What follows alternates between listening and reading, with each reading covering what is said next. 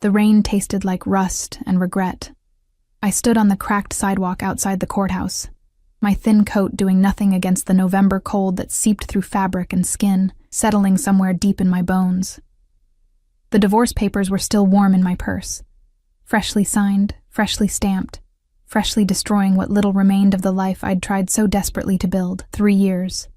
3 years of Marco's lies, his debts, his other women.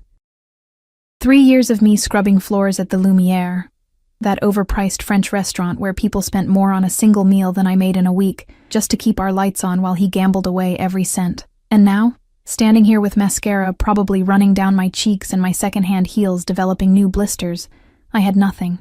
No home. He'd taken that in some twisted negotiation I was too exhausted to fight. No savings. Just a suitcase in a storage locker, and a shift at the restaurant starting in 4 hours. I should have felt free.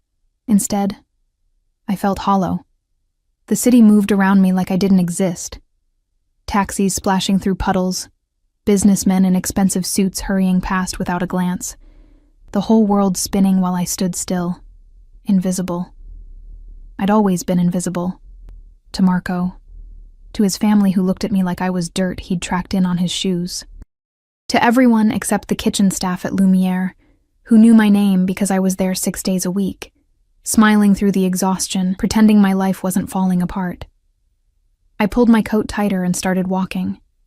Nowhere to go, but standing still felt worse. The Lumiere sat in the heart of the financial district, all crystal chandeliers and marble floors, the kind of place where old money whispered over wine that cost more than my monthly rent used to be.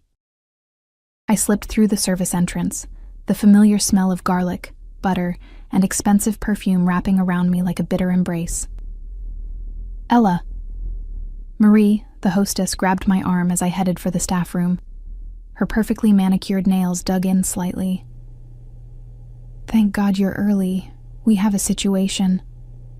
My stomach dropped. I can't lose this job, Marie. Not today. You're not losing anything. She lowered her voice, glancing toward the main dining room. But we need you on the floor tonight. Sophia called in sick, and we have the Valentino party in the private room. Private room meant high rollers. High rollers meant generous tips. Tips meant maybe I could afford a decent motel instead of sleeping in the restaurant storage room again. I'll do it, I said, probably too quickly. Marie's expression softened. She knew. Everyone knew about the divorce, about Marco, about how I'd shown up last week with a bruise on my wrist that I'd tried to cover with foundation. Change quickly. They'll be here in 20 minutes. The uniform was crisp white and black, simple, elegant, designed to make servers blend into the expensive wallpaper. I stared at myself in the staff bathroom mirror, trying to fix the damage. My dark hair hung limp around my face, and my green eyes looked too big, too exposed. At 26, I should have looked young, vibrant. Instead, I looked like someone who'd survived something. I splashed cold water on my face and forced my spine straight, invisible. Professional. That's all I needed to be. The private dining room was already being prepared when I entered. Candles flickering on a table set for 8. Champagne chilling in silver buckets. The floor-to-ceiling windows offering a view of the city lights beginning to glow against the darkening sky. I checked the wine selection, memorized the evening's specials, and tried to ignore the way my hands trembled slightly. They're here, Marie whispered from the doorway, her face pale.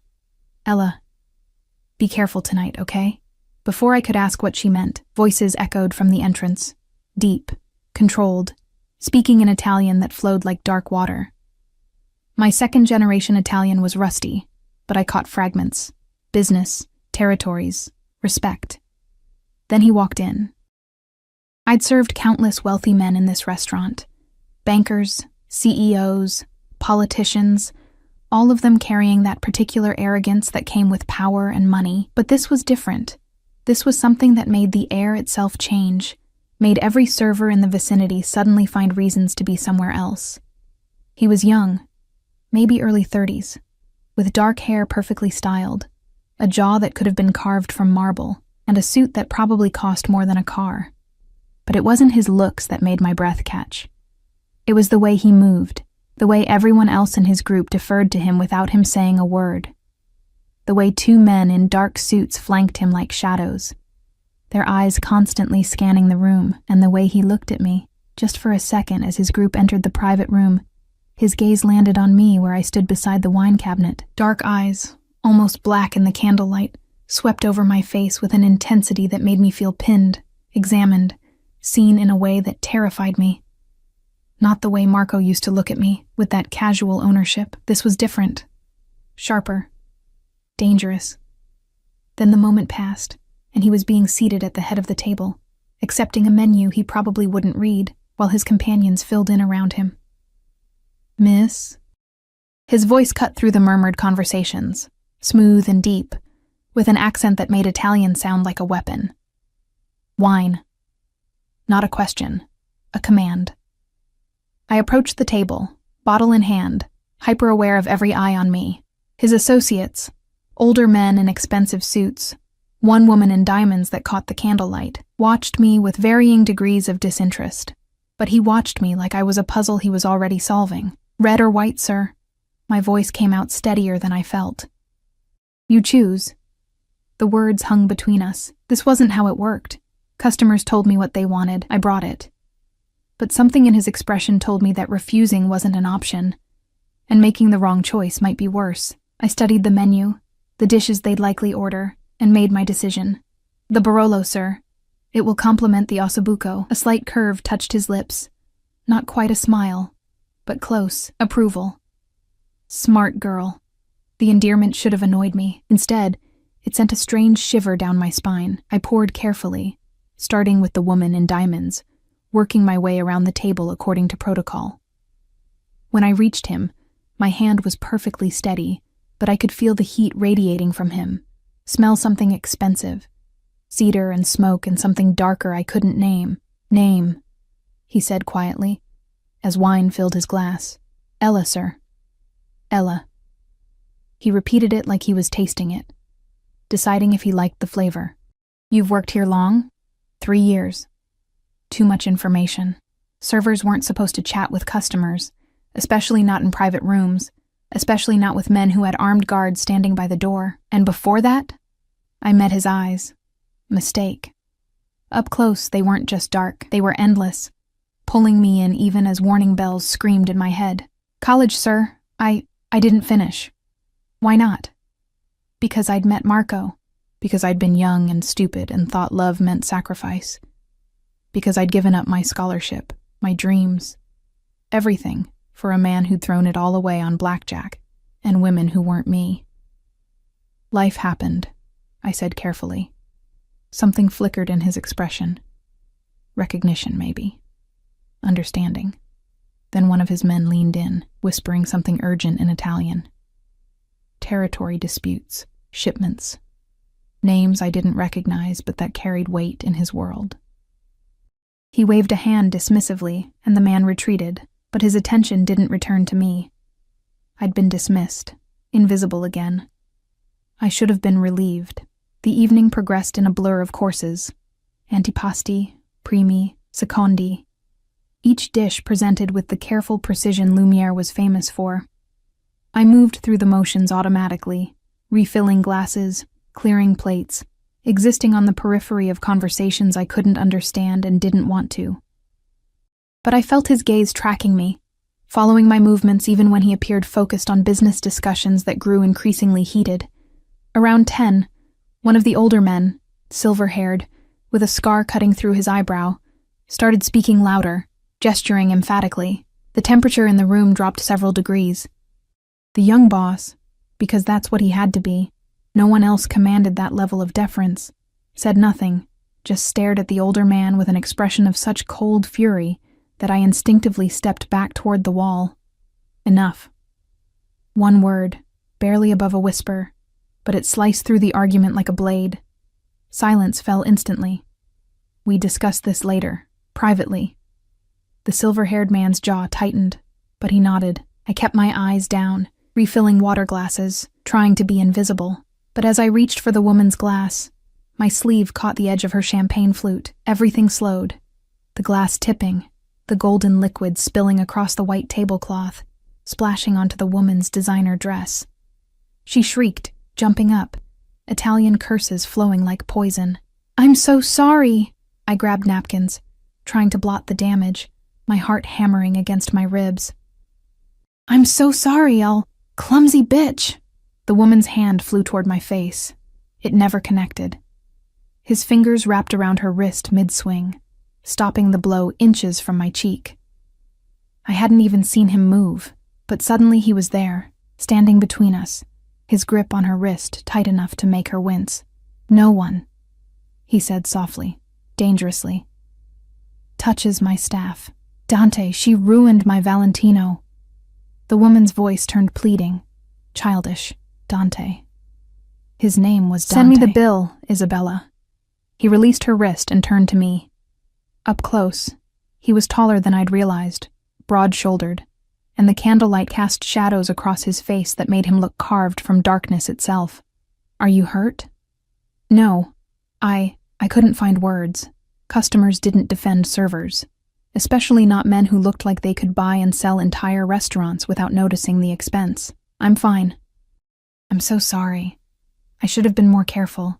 You work too hard," he interrupted. And somehow he knew. Somehow he'd seen what everyone else missed. The exhaustion, the bruises under my eyes, the way my hands shook slightly from stress and too little sleep. "When does your shift end?" 2 a.m., but take the rest of the night off. "Sir, I can't. I need this job. You'll be paid." He nodded to one of his guards, who immediately pulled out a wallet. "Double your usual rate. Consider it." Compensation for Isabella's behavior. The guard placed $500 bills on the table.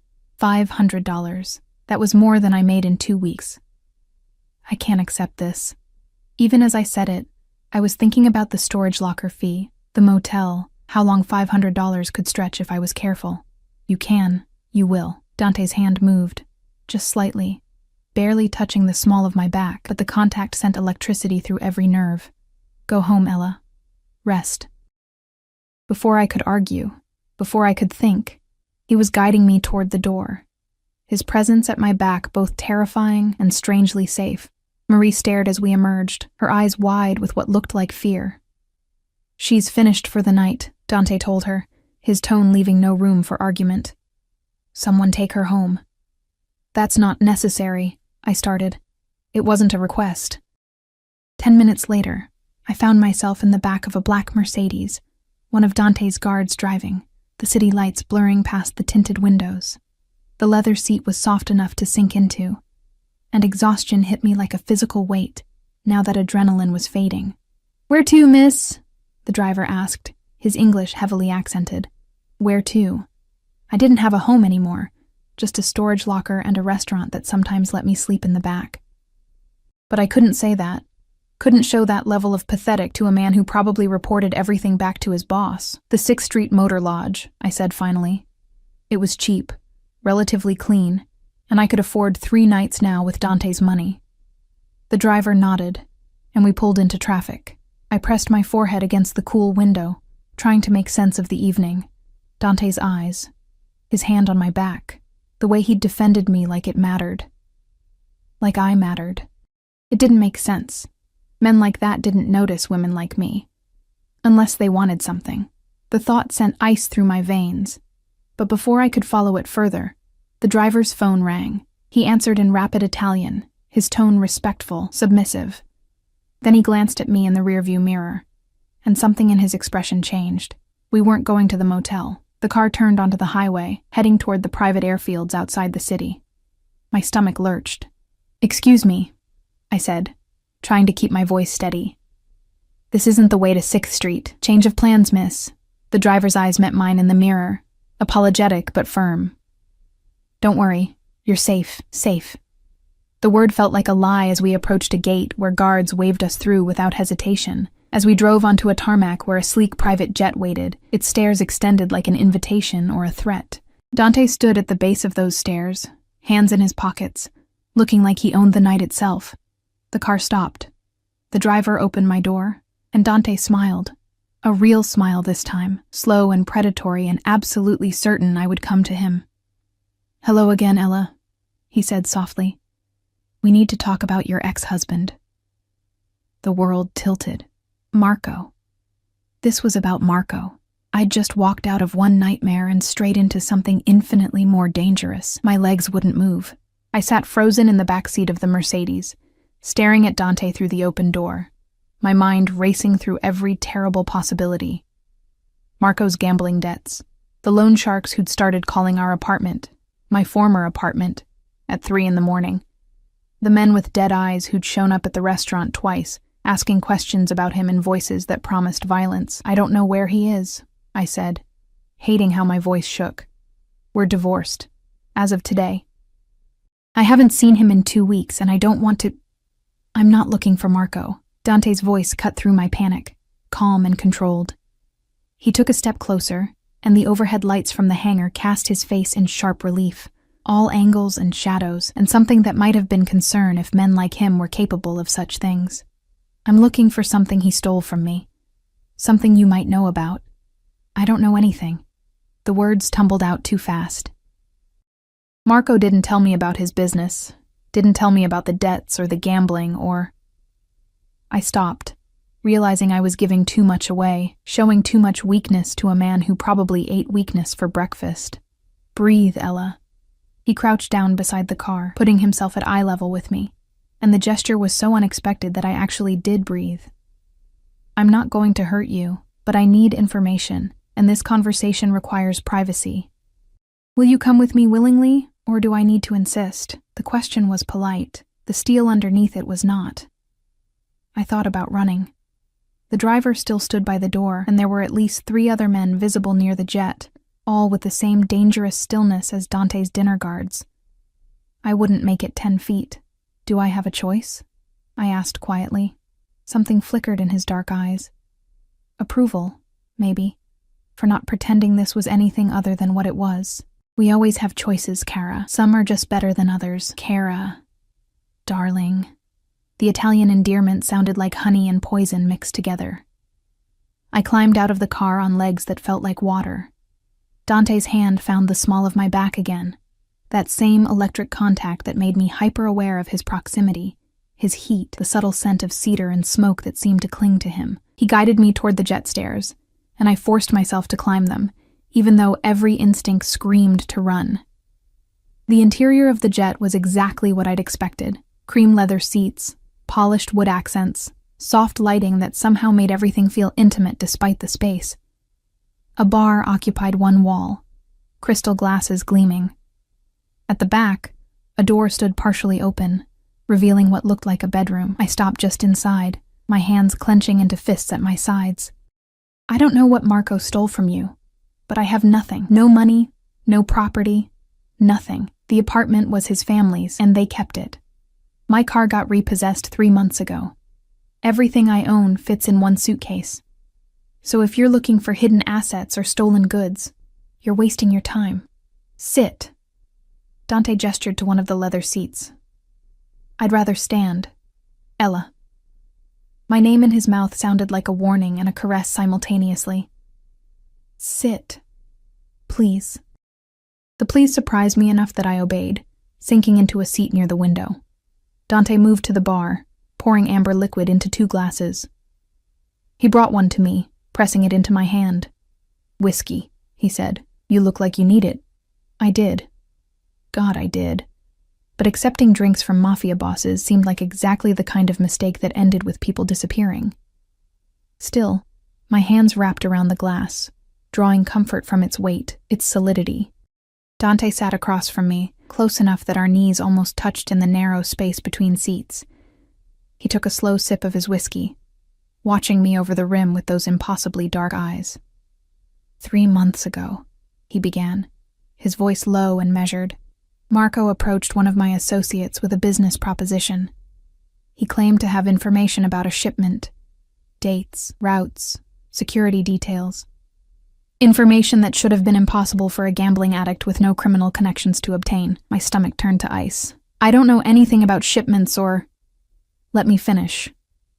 Not harsh, but firm enough that I closed my mouth. My associate, against my explicit orders, paid Marco $50,000 for this information. The shipment was intercepted. We lost $2 million in merchandise and 3 men. His jaw tightened almost imperceptibly. The men matter more than the money. 3 men. Dead. Because of Marco.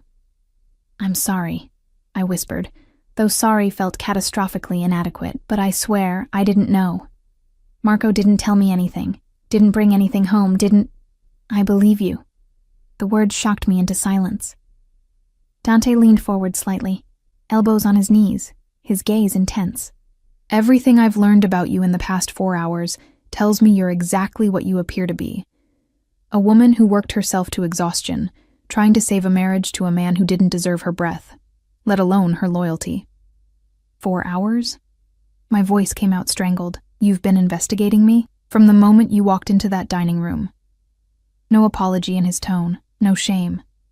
I make it my business to know who's close to my enemies, Ella, and Marco, wherever he's hiding, is very much my enemy. The casual way he said it, enemies, hiding, made my blood run cold. What are you going to do to him? That depends on whether he returns what belongs to me. Dante took another sip of whiskey, his movements controlled, precise.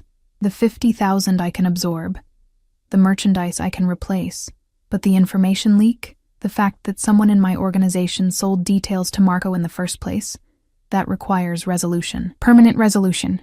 Permanent. I understood what that meant. I can't help you, I said desperately. Even if I wanted to, I don't know where he is.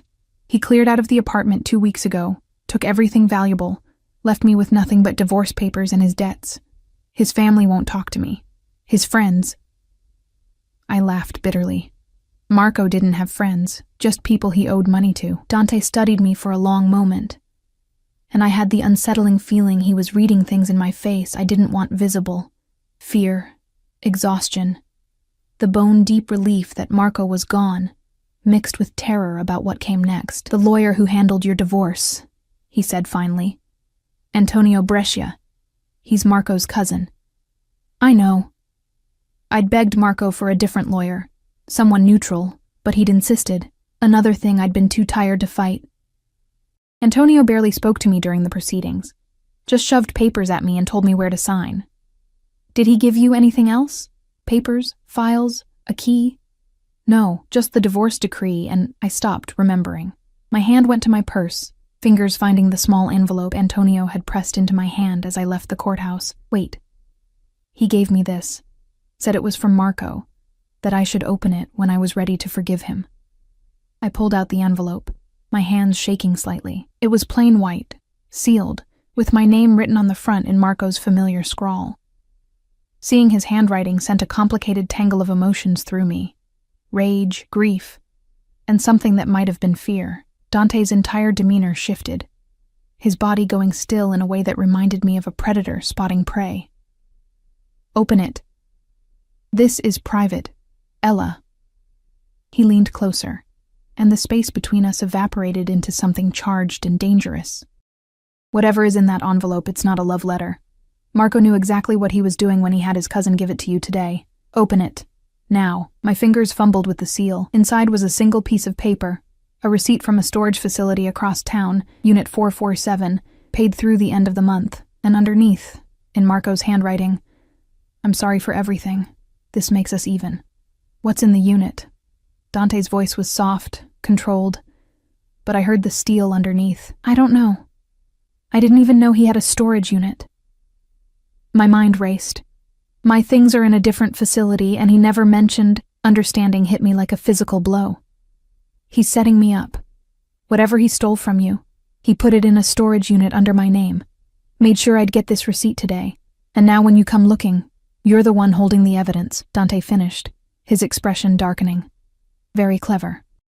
Marco gets away clean, you take the fall, and even if you claim ignorance, you're the one with access to the unit, the receipt, the connection. Terror clawed up my throat. I didn't know. You have to believe me. I would never. I know. His hand moved, fingers brushing my knee in a gesture that should have been comforting, but instead sent heat spiraling through me. Which is why you're coming with me to that storage facility right now, and we're going to see exactly what your husband left for us to find. Ex-husband, I corrected automatically, stupidly. The corner of his mouth lifted. Ex-husband, he agreed. An important distinction. He stood, pulling out his phone and speaking rapid Italian to someone on the other end. Instructions, coordinates, orders that I didn't fully understand, but that made the person on the other end respond with immediate deference. When he finished, he extended his hand to me. Come, Kara. Let's go collect Marco's parting gift. I stared at his hand. Long fingers, a platinum ring on his right hand, nails perfectly manicured. A hand that had probably ordered deaths, signed executions, destroyed lives without hesitation, but also a hand that had defended me against Isabella, that had stopped a blow meant for my face, that was now offering itself to me like an invitation to step into his world. I took it. What choice did I have? His fingers closed around mine, warm and strong, and he pulled me to my feet with effortless strength. We were too close suddenly, close enough that I had to tilt my head back to meet his eyes, close enough that I could see flecks of gold hidden in all that darkness. You're safe with me, he said quietly, and it should have been a lie. Everything about him screamed danger. But something in his voice, in the way his thumb brushed across my knuckles, made me want to believe him. Am I?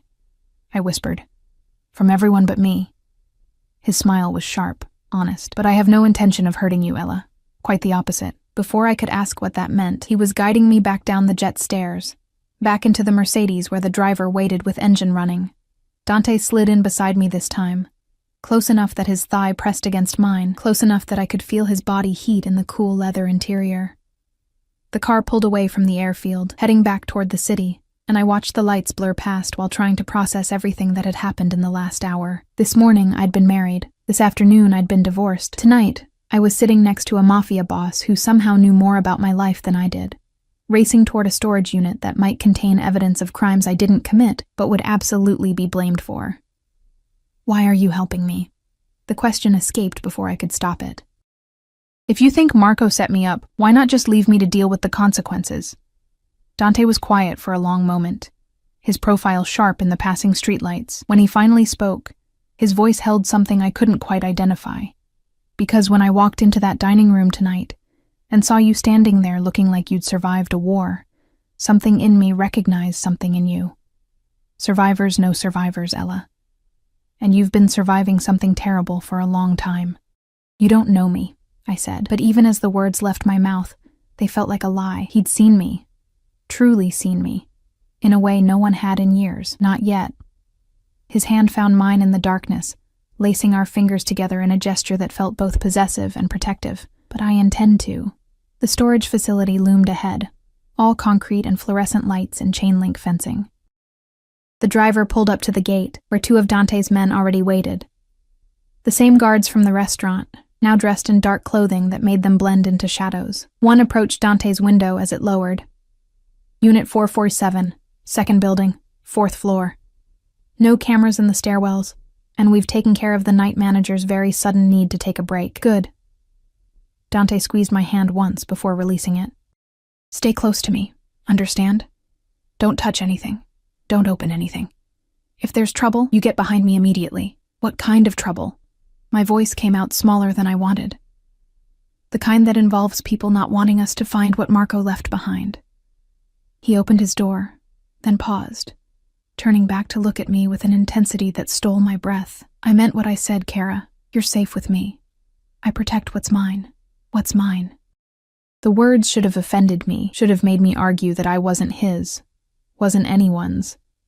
But something in the way he said it, like a vow, like a promise written in blood and darkness, made my heart hammer against my ribs for entirely different reasons than fear.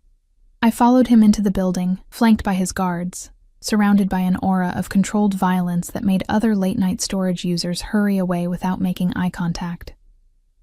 We climbed stairs that smelled like dust and motor oil, past units that held other people's forgotten belongings, their abandoned lives, until we reached the 4th floor. Unit 447 sat at the end of a dimly lit hallway. Dante held out his hand. The receipt. There should be a code. I gave him the paper with shaking fingers. He punched numbers into the electronic lock, and it clicked open with a sound that felt like fate. The door rolled up, revealing a 10-by-10 space packed with boxes, crates, and plastic-wrapped packages that even I knew meant drugs, guns, or worse. "Cristo," one of the guards breathed, but Dante's attention wasn't on the contraband. It was on the folder sitting on top of the nearest box, a thick manila folder with my name written across it in Marco's handwriting. He picked it up carefully, opened it, and his expression went absolutely cold. "What is it?" I asked, though part of me didn't want to know. Dante turned the folder so I could see. Inside were documents, bank statements, property deeds, transfer papers, all in my name, all showing transactions I'd never made, purchases I'd never authorized, connections to criminal enterprises I'd never heard of. Marco hadn't just set me up as the holder of his storage unit.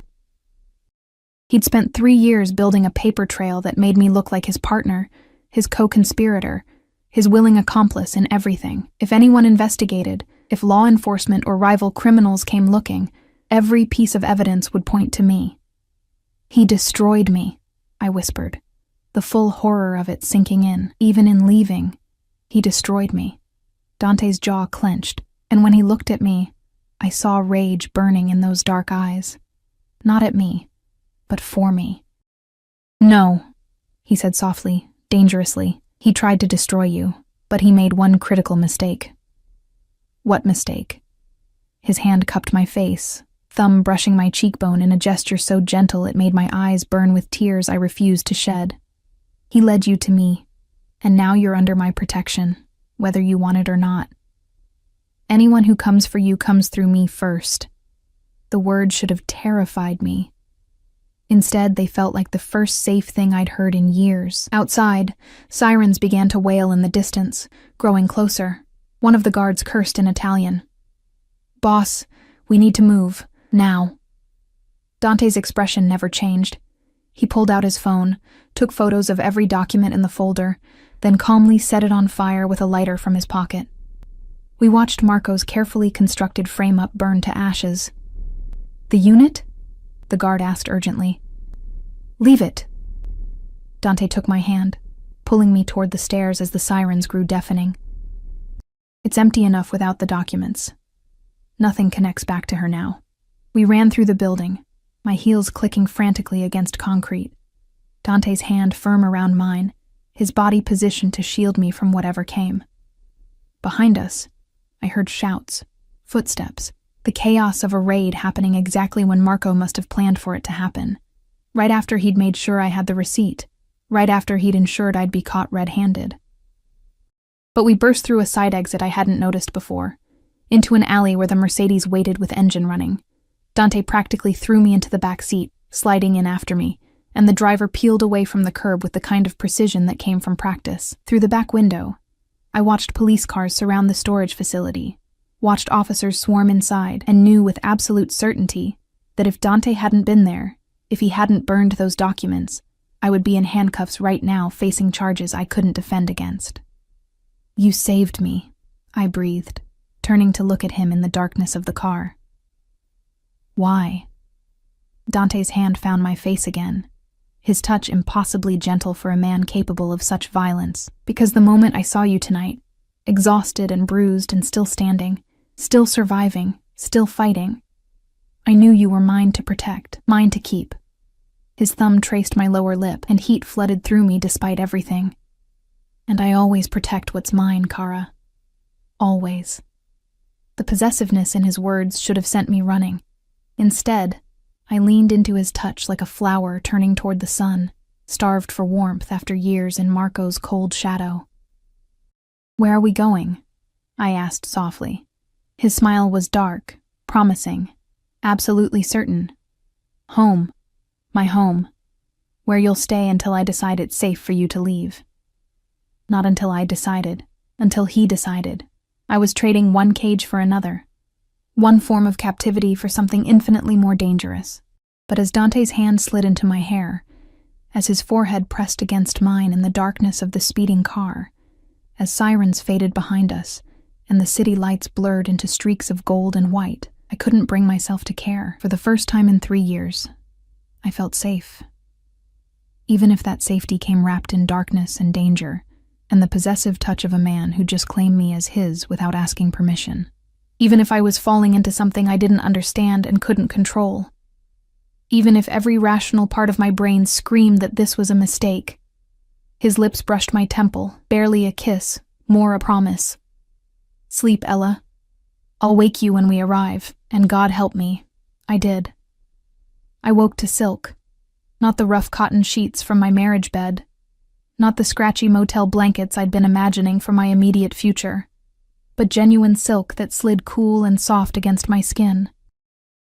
For a disoriented moment, I thought I was dreaming, that the entire night had been some exhaustion-induced hallucination brought on by stress and divorce, and too many double shifts. Then I opened my eyes. The bedroom was enormous, all dark wood and cream-colored walls, with floor-to-ceiling windows offering a view of the city that belonged in magazines. Dawn light filtered through sheer curtains, painting everything in shades of rose and gold. The bed I lay in could have fit 4 people comfortably, its dark posts reaching toward a ceiling decorated with subtle crown molding, and I was still fully clothed, down to my shoes, lying on top of the covers like Dante had simply placed me here and left. My purse sat on the nightstand. My coat hung over a nearby chair. Everything exactly as it had been, except I was in a stranger's home. A dangerous stranger's home, with no memory of arriving. Panic fluttered in my chest as I sat up, taking inventory. Nothing hurt. Nothing felt wrong. I was alone in the room, the door slightly ajar, and from somewhere distant came the smell of coffee and something baking. I stood on unsteady legs, my body protesting the movement after too many hours of stress and too little rest. A door to my left revealed an ensuite bathroom that was bigger than my old bedroom, all marble and chrome, and a shower that looked like it belonged in a spa. I caught my reflection in the mirror and barely recognized the woman staring back. My hair was a mess, mascara smudged beneath my eyes, my uniform wrinkled from sleeping in it. I looked exactly like what I was. Someone whose life had imploded in the span of 12 hours. Water. I needed water, needed to wash my face, needed to think clearly about what happened next. Because staying here, in Dante's home, under his protection, came with a price. Men like him didn't do anything out of kindness. There was always an expectation, always a debt to be paid. I splashed cold water on my face, trying to scrub away the remnants of yesterday. My hands shook slightly as I dried them on a towel that was softer than anything I'd ever owned. Everything in this bathroom, this bedroom, this life, spoke of wealth so far beyond my comprehension that it felt like visiting another planet. A knock on the bedroom door made me jump. "Ella?" a woman's voice, accented but warm. "I have clothes for you if you'd like to change, and breakfast is ready when you are." I opened the bathroom door, then the bedroom door, finding a woman in her 50s with kind eyes and graying hair pulled back in a neat bun. She held a garment bag and smiled at me like this was completely normal. Like young women waking up in her employer's guest room was an everyday occurrence. Maybe it was.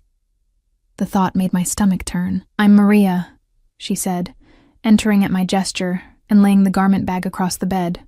"I manage the household. Mr. Valentino asked me to make sure you had everything you needed." Valentino. So that was Dante's last name, a name that probably carried weight in certain circles, probably made people nervous, probably opened doors and closed mouths with equal efficiency. "Thank you," I managed. "But I should probably go. I don't want to impose, Mr. Valentino was very clear that you're to stay as long as necessary." Maria unzipped the garment bag, revealing clothes that looked expensive and impossibly exactly my size. "He's in his office handling business, but he asked that you join him for breakfast when you're ready. No rush," she added, seeing my expression. "Take your time. Shower if you'd like. The house is safe, Ella. You're safe here."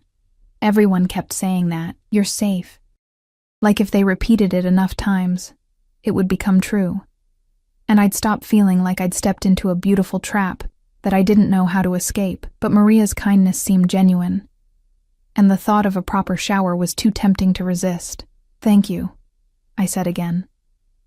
"I appreciate this, all of it." She patted my hand gently. "We take care of our own here, and Mr. Valentino has made it clear that you're to be treated as family." Something in her expression softened. He doesn't bring people home, Ella. In the 5 years I've worked for him, you're the first. That means something. Before I could ask what it meant, she was gone, closing the door softly behind her. I stared at the clothes on the bed. Designer jeans, a soft cashmere sweater in deep green, undergarments still in packaging, even socks. Everything I would need, all in my exact size, procured sometime between last night and this morning, with an efficiency that spoke of resources I couldn't begin to fathom. The shower was heaven. Multiple shower heads, water pressure that felt like a massage, products that smelled like vanilla and something floral I couldn't name. I stayed under the hot water longer than necessary, washing away the courthouse and the storage facility and Marco's final betrayal, watching it all swirl down the drain like maybe I could wash away the entire nightmare of my marriage. The clothes fit perfectly. The jeans hugged my curves without being tight. The sweater was soft enough to live in. And for the first time in months, I looked in the mirror and saw someone who might be worth looking at.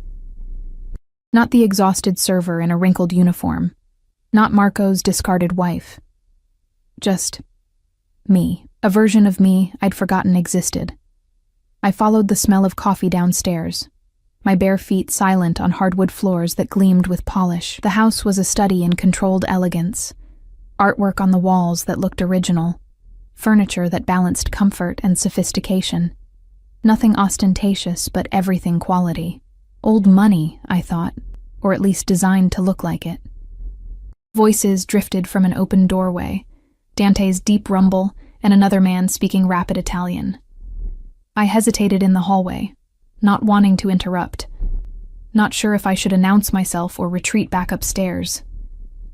She's awake. Dante's voice calling out before I'd made a decision. Come in, Ella. We're just finishing.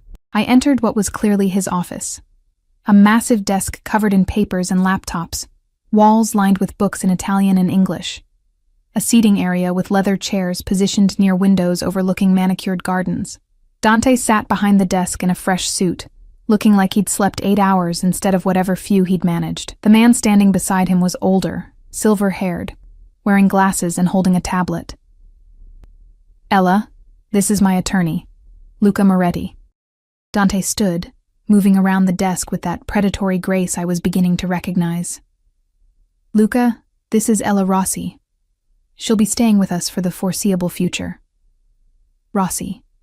My maiden name. I'd taken Marco's name when we married, DeLuca, but I'd filed the paperwork to change it back as part of the divorce. Hearing Dante use it felt significant somehow, like he was acknowledging that I was no longer tied to Marco, no longer part of that family. Luca studied me with sharp eyes that missed nothing, then nodded respectfully. Miss Rossi. A pleasure.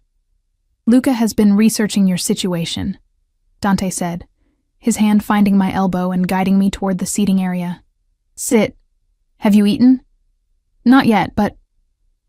Maria, he called, and within seconds, the housekeeper appeared with a tray, coffee, pastries, fresh fruit, yogurt, more food than I could eat in a day.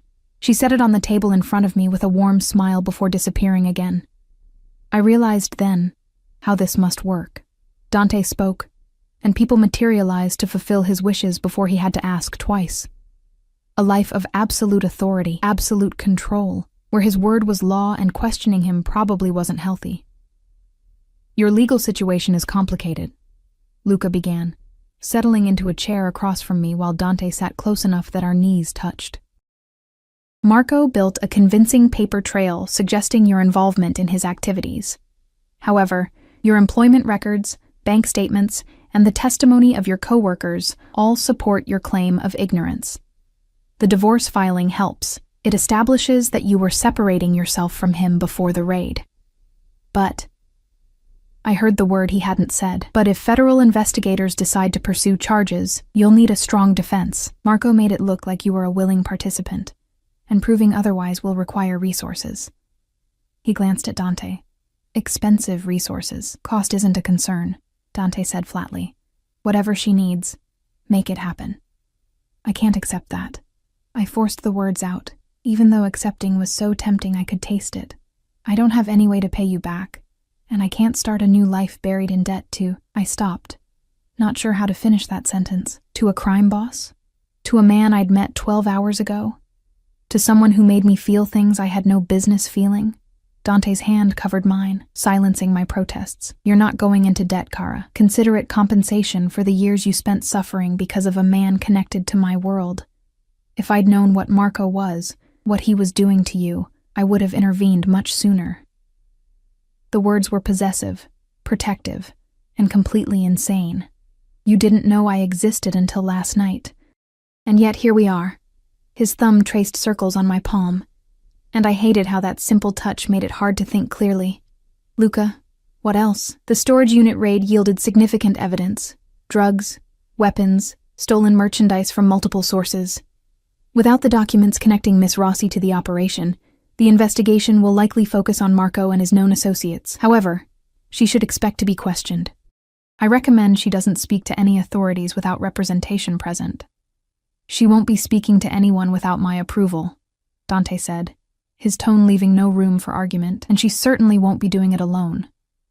What about protective measures? I've filed paperwork establishing her residence here as of last night, with you listed as her employer in a household management capacity. It provides legitimate reason for her presence, and establishes a degree of legal protection under your umbrella. Luca's careful word choice made it clear he was dancing around Dante's actual business. I've also begun proceedings to seal her previous address and ensure any attempts to locate her are directed through my office first. My head spun. Wait, you're saying I work for Dante now and that I live here? When was I going to be consulted about any of this? Both men looked at me with expressions that made it clear consultation wasn't really part of their vocabulary. You needed protection, Dante said simply. I'm providing it. Unless you'd prefer to face Marco's mess alone, without resources, without support, while your ex-husband's enemies and the authorities both hunt for answers you don't have. Put like that, my options were clear. Accept Dante's help and whatever strings came attached, or face certain destruction trying to navigate this alone. I'm not a charity case, I said quietly, needing them to understand that much. And I won't be.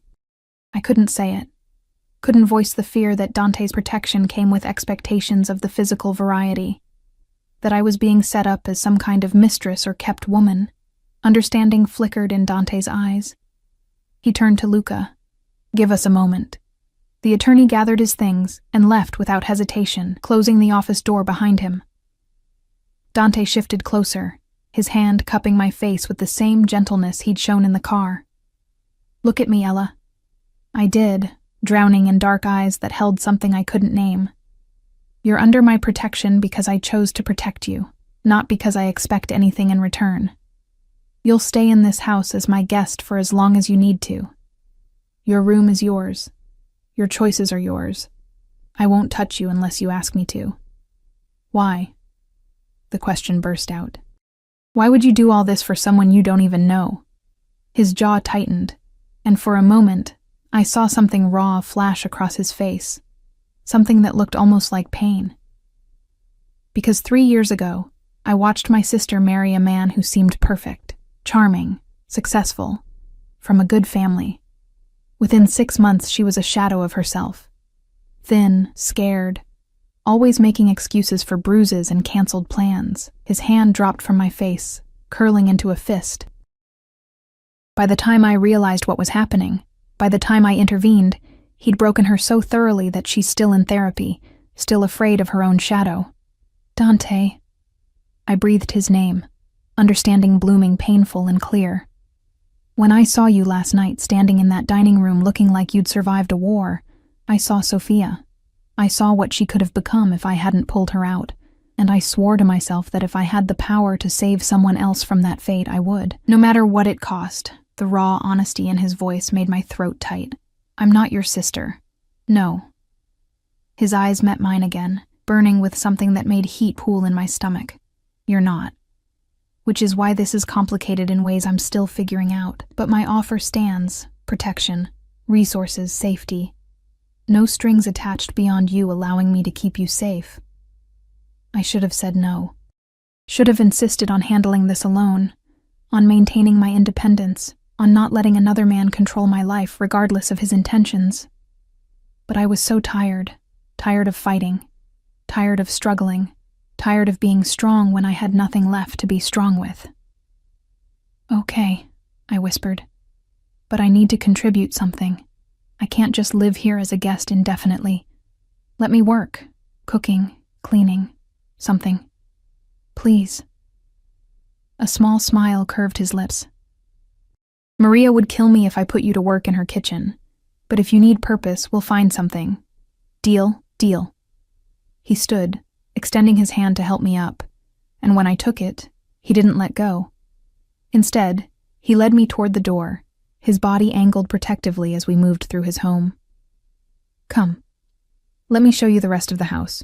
You should know where everything is." The tour was surreal. A media room with a screen bigger than my old bedroom, a library that smelled like leather and old paper, a gym that looked professional, a kitchen where Maria presided over staff I hadn't known existed. Every room was beautiful, elegant, clearly expensive, and completely foreign to the life I'd known. But it was the garden that stole my breath. We stepped through French doors onto a terrace that overlooked acres of manicured grounds, flowers I couldn't name, stone pathways winding through green spaces, a fountain in the distance catching morning light. It was peaceful, beautiful, and so far removed from my cramped apartment and Marco's constant chaos that I felt tears prick my eyes. "You can come out here whenever you want," Dante said softly, standing close enough that I felt his warmth. "The grounds are secure, monitored. You're safe to walk, to sit, to just breathe. Just breathe." When was the last time I'd been able to do that? "Thank you," I managed, my voice thick. "For all of this, even if I don't fully understand why." His hand found mine again, lacing our fingers together in that possessive way that should have bothered me but didn't. "You will. In time, you'll understand exactly why I can't let you go." The words hung between us, heavy with implication, with promise, with danger. Before I could respond, one of his guards appeared at the terrace door. "Boss, you have a call. It's urgent." Dante's expression shifted, hardening into the dangerous man I'd first seen in the restaurant. "Go ahead and explore," he told me, squeezing my hand once before releasing it. "I'll find you when I'm done." I watched him disappear into the house, watched the guard follow with military precision, and found myself alone in a garden that felt like paradise and prison combined. My phone buzzed in my pocket. I'd forgotten I even had it. 3 missed calls from Marie at the restaurant, 2 voicemails from numbers I didn't recognize, and 1 text message from an unknown number that made my blood run cold. "Enjoyed the show last night, Ella. Tell Valentino his protection won't last forever. Marco sends his regards." My hand shook so badly I nearly dropped the phone. Marco knew where I was, knew I was with Dante, knew enough to send threats that felt like promises. I spun around, looking for cameras, for guards, for any sign I was being watched. The garden suddenly felt exposed, vulnerable, the beauty transforming into threat. "Dante!" I ran back toward the house, my heart hammering, fear clawing up my throat. "Dante!" He emerged from his office, already moving toward me with guards materializing from nowhere, and his expression told me he'd somehow known, somehow anticipated this. I thrust the phone at him with shaking hands. He read the message, and his face went absolutely cold. Colder than I'd seen, colder than I'd imagined possible. "Get Luca back here now," he told one guard. To another, "I want surveillance doubled, no one in or out without my explicit approval, and I want Marco's location within the hour." His eyes found mine, and beneath the ice was fire, and someone find out how he got her number and burn that source to the ground. He pulled me against his chest, one arm wrapping around me while he continued issuing orders over my head. I pressed my face against his shirt, breathing in cedar and smoke, letting his strength hold me up when my legs felt like giving out. "He's not going to stop," I whispered. "He's going to keep coming. Let him come." Dante's voice rumbled through his chest, dark with promise. "Let him try. He'll learn very quickly that touching what's mine is the last mistake he'll ever make." What's mine? Again those words. Possessive, absolute, terrifying. And God help me, I wanted to be his. Wanted the protection, the safety, the certainty that someone powerful enough, dangerous enough, would stand between me and the world that wanted to destroy me, even if it meant belonging to a man who ruled through fear and violence. Even if it meant trading one form of captivity for another. Because at least this cage came with gardens, with silk sheets, with a man whose touch made me feel alive instead of invisible. At least this time, I was choosing the trap. Dante's lips brushed my temple. Barely a kiss. "Pack nothing," he murmured against my skin. "You're not going anywhere, Kara. Not now. Not ever." The finality in his voice should have terrified me. Instead, it felt like coming home. The next 3 days passed in a strange suspension of reality. Dante's home became my world. A gilded fortress where armed guards patrolled invisible perimeters, and every window held bulletproof glass I wouldn't have noticed if Maria hadn't mentioned it, while showing me how to work the climate control. I existed in a bubble of enforced safety, surrounded by luxury I'd never imagined. While somewhere outside these walls, Dante's people hunted for Marco, and Marco's threats grew bolder. 2 more messages had come through before Dante's tech specialist, a quiet young man named Nico, who looked too innocent to be part of a criminal organization, wiped my phone and set me up with a new number known only to people Dante trusted. The messages had been worse than the first. Explicit threats. Descriptions of what Marco would do when he got his hands on me. Promises that Dante's protection was temporary, that eventually I'd be alone and vulnerable again. Each message had made Dante's expression colder, his orders sharper, his circle around me tighter. Now I sat in the library, curled into a leather chair with a book I wasn't reading, watching rain streak down windows while thunder rumbled in the distance. The afternoon light was gray and heavy, matching my mood. 3 days of safety, of comfort, of not having to work myself to exhaustion, and I was restless, crawling out of my skin with unused energy and unanswered questions. "You haven't turned a page in 20 minutes. I jumped, nearly dropping the book. Dante stood in the doorway, leaning against the frame with his jacket off and his sleeves rolled up, looking less like a crime boss and more like something out of a magazine spread. He'd been holed up in his office since dawn, taking calls and meetings with men who came and went like shadows, and this was the first time I'd seen him all day. I wasn't really reading, I admitted, closing the book. Just thinking. He crossed to me with that fluid grace, pulling an ottoman close and sitting so we were eye level. His proximity still did things to my pulse, made me hyper-aware of every detail. The faint stubble on his jaw, the way his dark eyes caught the gray light, the controlled strength in every movement. Thinking about what? His voice was softer than I'd heard it, gentler, like he was handling something fragile. About how this can't last. The words spilled out before I could stop them. Marco's still out there. The investigation is still active. Eventually I'll have to face reality, testify, or hide forever. Or, I gestured helplessly at the opulent room around us. I can't live in this beautiful prison indefinitely, Dante. It's not a real life. Something flickered across his face. Hurt, maybe, or frustration. You feel imprisoned here? No. Yes. I don't know. I stood, needing movement, needing space to think. You've been incredibly kind. This house, the clothes, the protection, it's more than I could have hoped for. But I'm not stupid. I know what you are, what you do.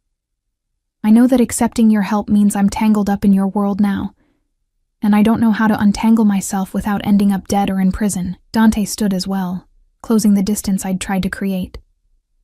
What if you don't untangle yourself? My heart stuttered. What? What if you stayed? His hand found my face, tilting my chin up so I had to meet his eyes.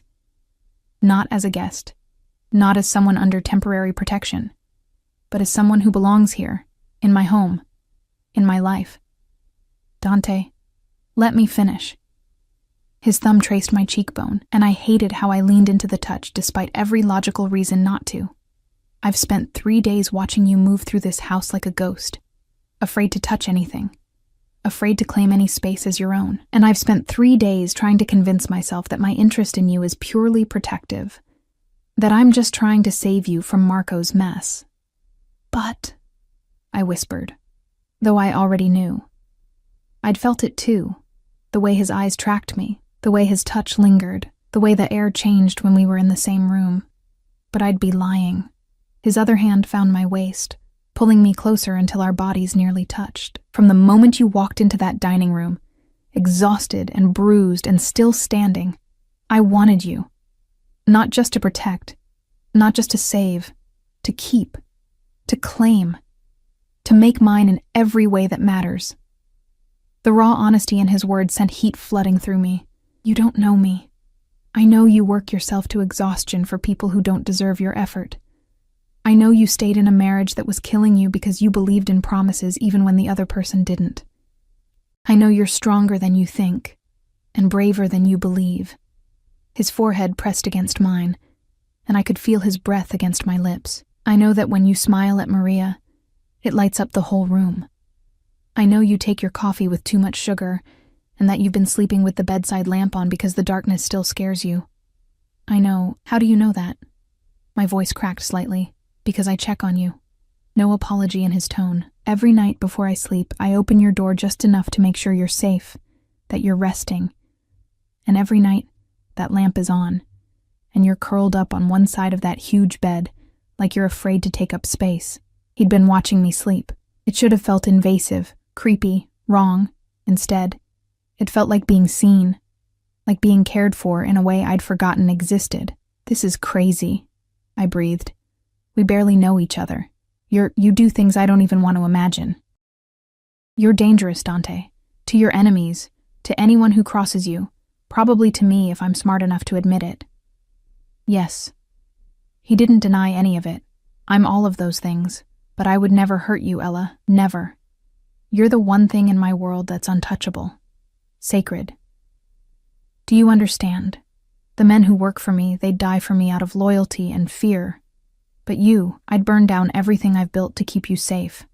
The intensity in his voice made my knees weak. Why? Because you make me want to be more than what I am. His lips brushed my forehead, feather-light.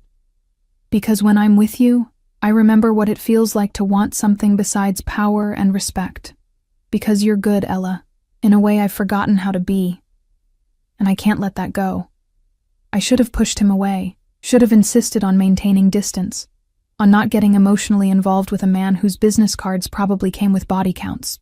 But I'd spent 3 years with someone who'd made me feel worthless, invisible, like I didn't matter.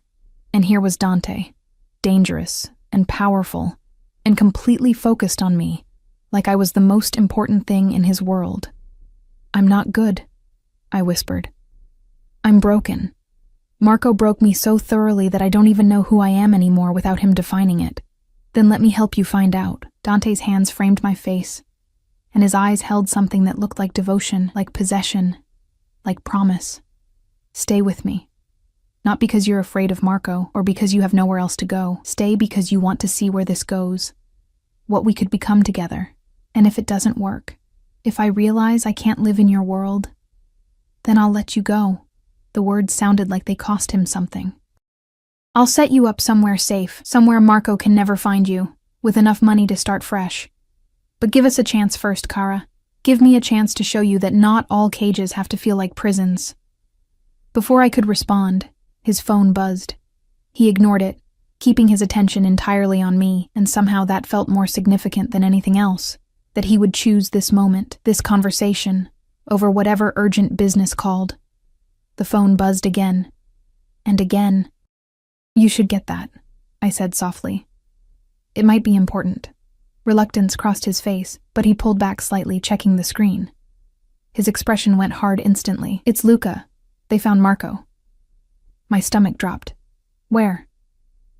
The airport. He's trying to leave the country. Dante was already moving toward the door, barking orders in Italian to guards who materialized from nowhere. Then he turned back to me, conflict clear on his face. I have to go. This ends tonight. What are you going to do to him? I needed to know. Needed to understand exactly what Dante was capable of. He crossed back to me, pulling me against his chest in a fierce embrace. What he deserves. What anyone who threatens you deserves. But I need to know you'll be here when I get back. That you won't run while I'm gone. Where would I go? It came out more bitter than I intended. You're right.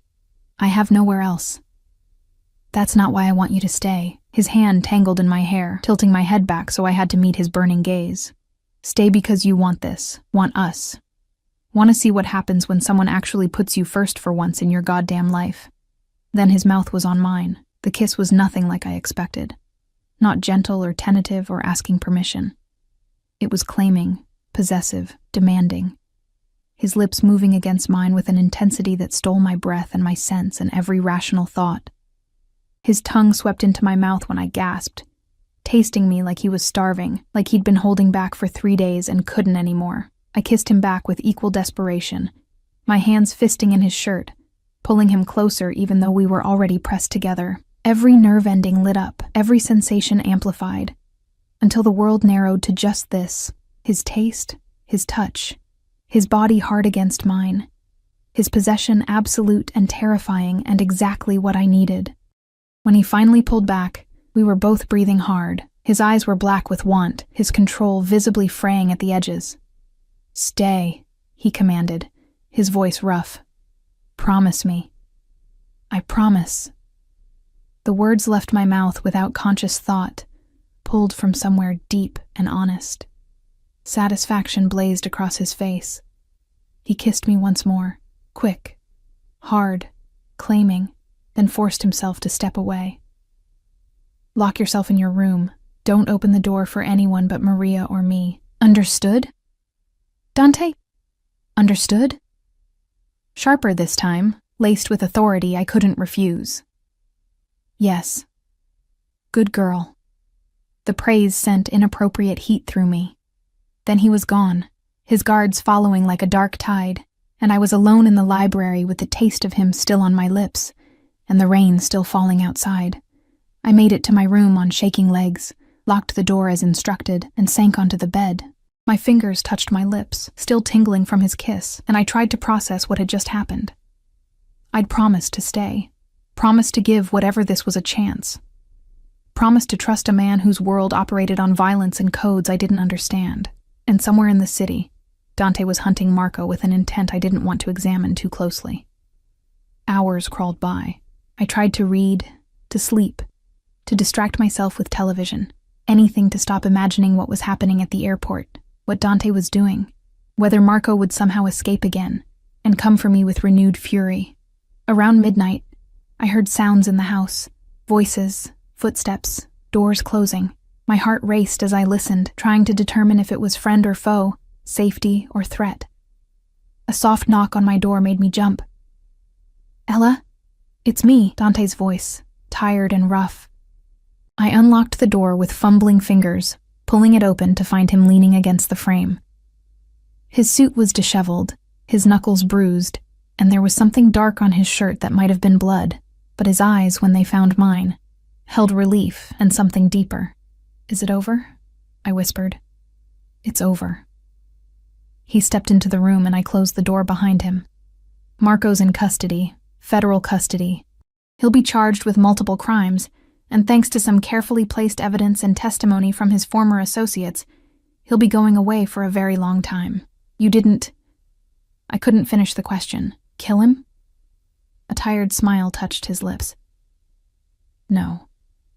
Tempting as it was, death would have been too easy. He'll spend the next 20 years in a cell, knowing he destroyed his own life, knowing you're safe and thriving without him.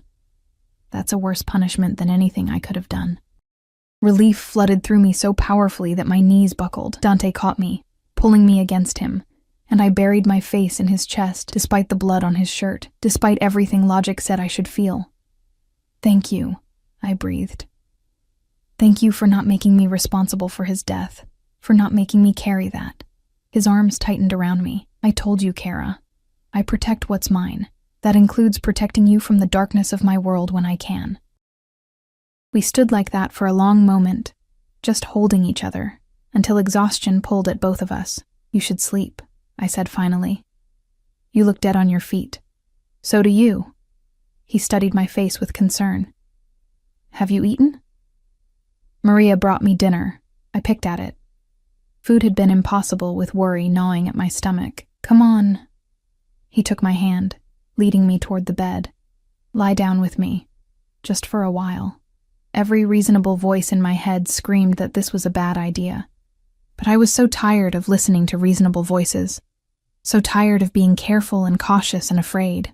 We lay down on top of the covers, still fully clothed, and Dante pulled me against his chest with my head tucked under his chin, his heartbeat steady beneath my ear, and his hand traced slow circles on my back, soothing and possessive simultaneously. "I meant what I said earlier," he murmured into my hair, "about wanting you to stay, about giving us a chance. I know." My fingers curled into his shirt. "I'm scared, Dante. Scared of what it means to be with you. Scared of your world. Scared that I'm making another terrible choice with another dangerous man." "I'm not Marco." Steel entered his voice. "I would never raise my hand to you. Never belittle you. Never make you feel less than you are. My world is dangerous, yes, but you'd be protected within it, cherished. Treated like the queen you deserve to be." Queen. The word was absurd and intoxicating simultaneously. What if I can't be what you need? My deepest fear, spoken into the darkness.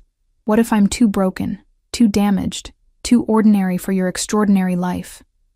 He shifted, tilting my face up so I had to meet his eyes. "You're already everything I need, strong enough to survive what would have destroyed most people, brave enough to keep going when everything fell apart, soft enough to still be kind despite having every reason to be bitter.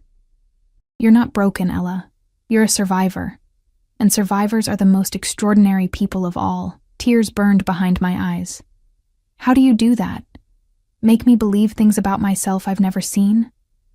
"Because I see you clearly. No filters, no lies, no misconceptions. Just you. Exactly as you are. And you're magnificent." His lips brushed my forehead. "Sleep, Kara. Tomorrow we'll start figuring out what comes next. Together. Together." The word wrapped around me like a promise, like a vow, like the beginning of something that terrified and thrilled me in equal measure. I closed my eyes, letting exhaustion finally pull me under, safe in the arms of a dangerous man who somehow made me feel safer than I'd ever felt. And for the first time in 3 years, I slept through the night without nightmares, without fear, without waking every hour to check the locks. Because the most dangerous man I'd ever met had decided I was his to protect. And God help anyone who disagreed. 6 months later, I stood in front of the bathroom mirror, staring at a pregnancy test with 2 pink lines that seemed to glow in the soft morning light. Pregnant. The word echoed through my mind, bouncing between panic and something that felt dangerously close to joy. My hand trembled as I set the test on the marble counter, pressing my palm against my still flat stomach, as if I could feel the tiny life growing there. 6 months since Marco had been arrested. 6 months since Dante had claimed me as his in every way that mattered. 6 months of learning to exist in his world. Attending family dinners where his mother treated me like a daughter, charity galas where I stood beside him in designer gowns while dangerous men showed him deference. Quiet evenings in the library where he read to me in Italian, teaching me the language of his childhood.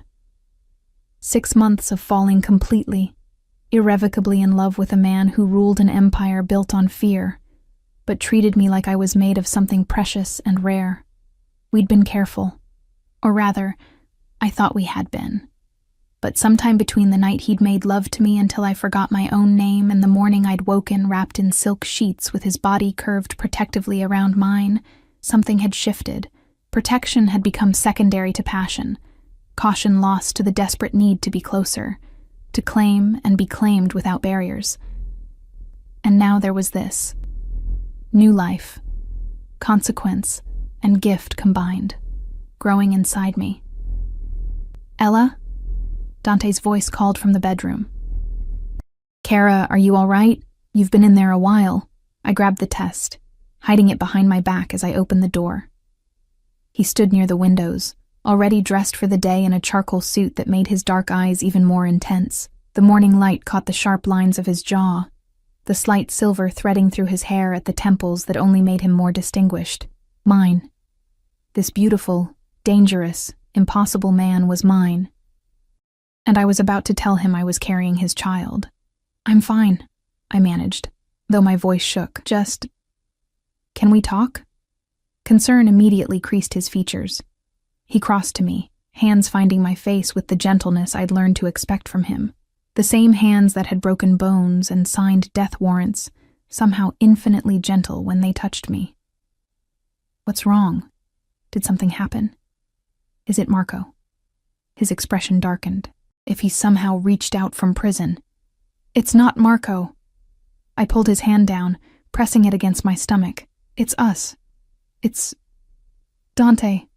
I'm pregnant. The words hung between us, and I watched a dozen emotions flicker across his face in rapid succession. Shock, confusion, and then something that looked like wonder breaking through his carefully controlled expression. Pregnant. He repeated, his voice rough. You're certain? I showed him the test, both of us staring at those 2 pink lines like they held answers to questions we hadn't known to ask. I took 3 tests. They're all positive. I have an appointment with a doctor this afternoon to confirm, but I searched his face desperately, trying to read his reaction. Say something.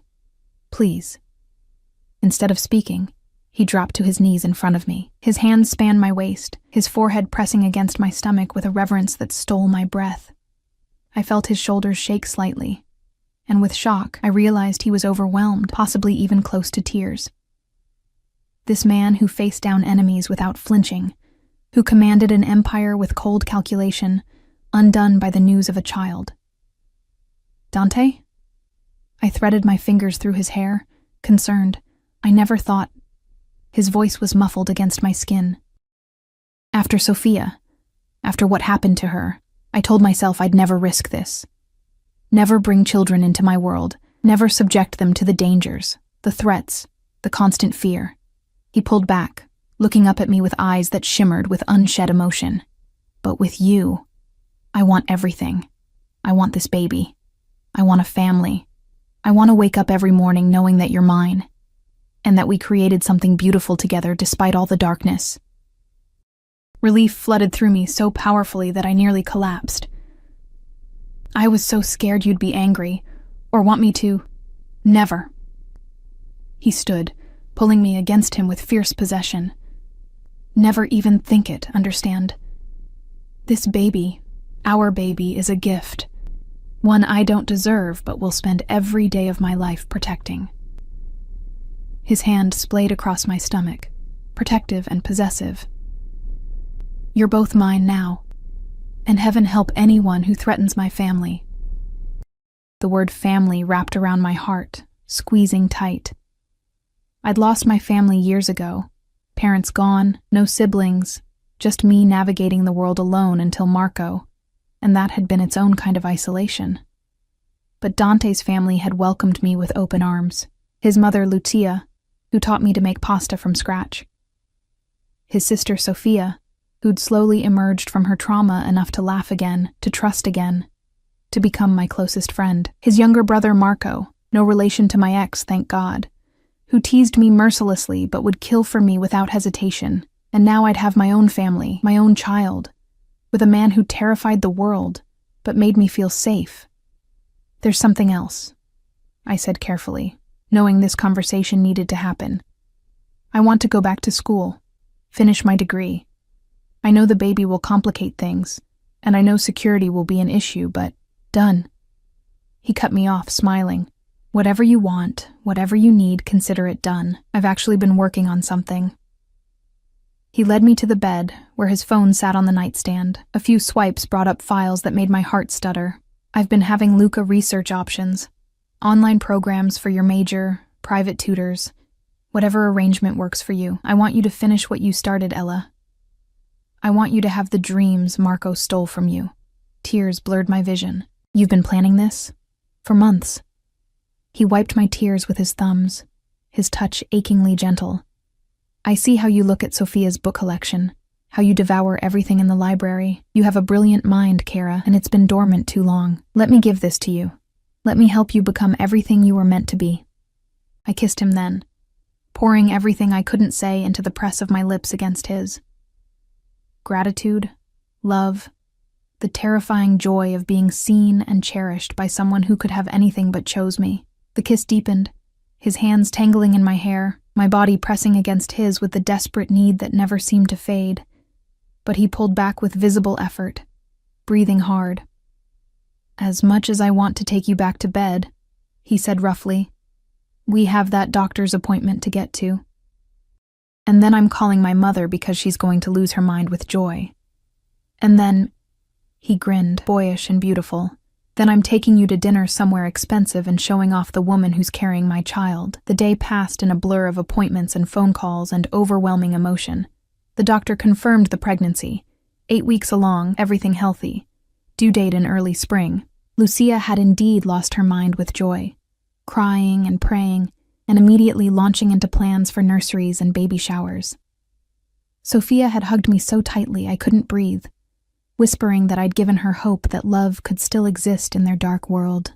And through it all, Dante stayed by my side, his hand never leaving mine, his presence a constant reminder that I wasn't alone, that I'd never be alone again.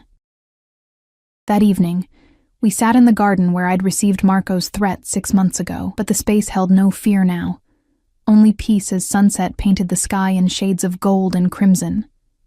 Dante had insisted on an outdoor dinner. Candlelight and wine for him. Sparkling juice for me. Maria's cooking at its finest. "I have something for you," Dante said, as Maria cleared our plates. He pulled a small velvet box from his pocket, and my heart stuttered. "Dante, let me do this properly." He slid from his chair, kneeling beside me in the grass, heedless of his expensive suit. "Ella Rossi, you walked into my life looking like you'd survived a war, and you made me want to be more than what I was. You've given me hope, given me purpose, given me a reason to build something better than just an empire. And now you're giving me a family." He opened the box, revealing a ring that caught the fading light. A perfect diamond surrounded by smaller stones that glittered like stars. "Marry me. Not because you need my protection, or because you're carrying my child, but because you love me the way I love you. Completely, impossibly, despite every reason we shouldn't work." Tears streamed down my face. "You love me? Tesoro mio. I've loved you since the moment you chose wine to compliment Ossobuco, and looked at me like I was just a man instead of a monster." His voice roughened with emotion. "I love your strength, your resilience, your capacity to still be soft, despite everything you've survived. I love waking up beside you. I love the way you hum while you cook. I love that you argue with me when you think I'm wrong. I love everything about you, and I want to spend the rest of my life proving it. Yes." The word burst from me. "Yes, I'll marry you. I love you too, Dante. So much it terrifies me sometimes. How much I need you. How completely you've become my entire world." He slid the ring onto my finger, and it fit perfectly. Like everything with him, anticipated and planned and executed flawlessly. Then he was kissing me, deep and possessive and full of promise, while the garden darkened around us and candles flickered in the growing night. We made love that night, with new tenderness, new reverence, his hands mapping my body like he was memorizing every curve, every response. And when I shattered beneath him, crying his name into the darkness of our bedroom, he followed me over with my name on his lips like a prayer. Afterward, lying wrapped in silk in each other, his hand resting on my stomach where our child grew, I finally felt complete. The broken pieces Marco had left behind had been reassembled into something new, something stronger. "No regrets," Dante murmured against my hair, "about choosing this life, this world. Me? Only that I didn't find you sooner." I tilted my head to meet his dark eyes. "You saved me, Dante. From Marco, from myself, from a life of just surviving instead of living." "No, Kara." He kissed my forehead, my eyelids, my lips. We saved each other.